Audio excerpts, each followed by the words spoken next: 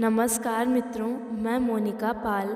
माता सीता की यह रोचक लोक कथा आपका दिल जीत लेगी, धन के भंडार भर देगी। यह कहानी सीता माता कहती थीं और श्री राम इसे सुना करते थे। एक दिन श्री राम भगवान को किसी काम के लिए बाहर जाना पड़ गया तो सीता माता कहने लगीं कि भगवान, मेरा तो 12 वर्ष का नित्यनेम है। अब आप बाहर जाएंगे तो मैं अपनी कहानी किसे सुनाऊंगी। श्री राम ने कहा कि तुम कुएं की पाल पर जाकर बैठ जाना और वहाँ जो औरतें पानी भरने आएंगी उन्हें अपनी कहानी सुना देना।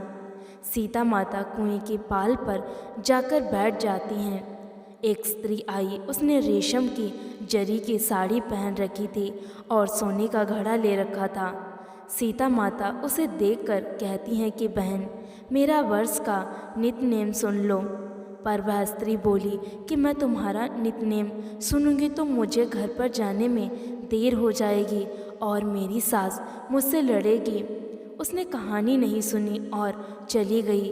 उसकी रेशम की जरी की साड़ी फट गई, सोने का घड़ा मिट्टी के घड़े में बदल गया। सास ने देखा तो पूछा, ये किसका दोस्त अपने सिर लेकर आ गई है। बहू ने कहा कि कुएं पर एक औरत बैठी थी, उसने कहानी सुनने के लिए कहा, लेकिन मैंने नहीं सुनी, जिसका फल यह मिला। बहू की बात सुनकर अगले दिन वही साड़ी और घड़ा लेकर सास कुएं की पाल पर गई। सास को वहीं माता सीता बैठी मिली तो माता सीता ने कहा कि बहन, मेरी कहानी सुन लीजिए। सास बोली कि एक बार छोड़, मैं तो 4 बार कहानी सुन लूँगी। राम आए, लक्ष्मण आए, देश के पुजारी आए, नित्यनेम का नेम लाए। आओ राम, बैठो राम, तपी रसोई जियो राम। माखन मिश्री खाओ राम, दूध बतासा पियो राम। सूत के पलका मोठो राम, शाल दुशाला पोठो राम। शाल दुशाला ओढ़ो राम, जब बोलूं जब राम ही राम। राम सवारे सबके काम, खाली घर भंडार भरेंगे, सबका बेड़ा पार करेंगे। श्री राम जय जय राम, जय जय राम। सास बोली कि बहन, कहानी तो बहुत अच्छी लगी। कहानी सुनकर सास घर चली गई और उसकी साड़ी फिर से रेशम जरी की बन गई। मिट्टी का घड़ा फिर से सोने के घड़े में बदल गया। बहू कहने लगी, सासू माँ, आपने ये सब कैसे किया। सास ने कहा कि बहू, तू दोष लगा के आई थी और अब मैं दोष को उतार कर आई हूँ। बहू ने फिर पूछा कि वह कुएं वाली स्त्री कौन है। सास बोली कि वे माता सीता थी। वे पुराने से नया कर देती हैं, खाली घर में भंडार भर देती हैं। वह लक्ष्मी जी का वास घर में कर देती हैं। आदमी की जो भी इच्छा हो उसे पूरा कर देती हैं। बहू बोली कि ऐसी कहानी मुझे भी सुना दो। सास बोली कि ठीक है, तुम भी सुनो। और सास ने कहानी शुरू की। राम आए, लक्ष्मण आए, देश के पुजारी आए, नित्यनेम का नेम लाए। आओ राम, बैठो राम, तपी रसोई जियो राम।